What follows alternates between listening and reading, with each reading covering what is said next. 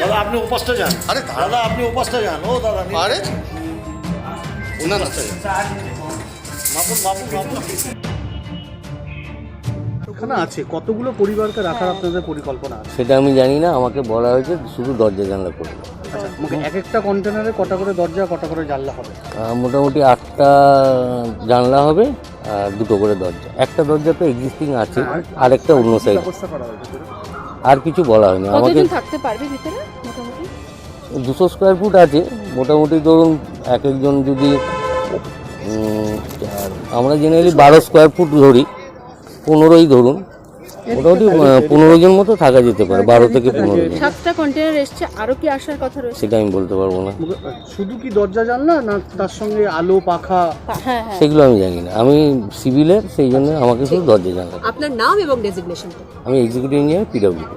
Thank you. আপনার নাম? প্রসেনজিৎ সরকার। বেলগাছিয়া ভাগাড়ে যেভাবে 50 থেকে বেশি পরিবার তাদের ঘর বাড়ি ভেঙেছে, তারা অসহায় অবস্থায় স্কুলের মধ্যে থাকার জন্য বাধ্য হয়েছে। আজকে শুনলাম নাকি 7খানা লোহার কন্টেনার নিয়ে আসা হয়েছে, সেটা ভাগাড়ের থেকে 1 কিলোমিটার দূরে কোনো জায়গায় সেই লোহার খাঁচার মধ্যে মানুষকে রাখা হবে। আমি বুঝতে পারছি না যে এই প্রশাসন এদের কিছু মানবিকতা আছে কি না। এত গরমকালে লোহা কন্টেনারের মধ্যে গরু ছাগলের মতন মানুষ থাকবে? এটা সম্ভব আছে?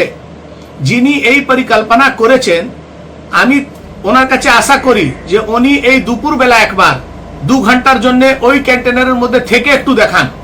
আপনি কি ভেবেছেন মানুষকে?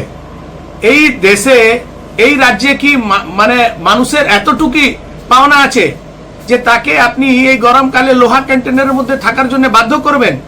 এটা পূর্ণভাবে একটা অমানবিক প্রচেষ্টা আছে, এটাকে কোনো মতেই মেনে নেওয়া যাবে না। এই প্রশাসন মনে হচ্ছে তাড়াহুড়োতে মানুষের জীবনের সঙ্গে খেলা করছে।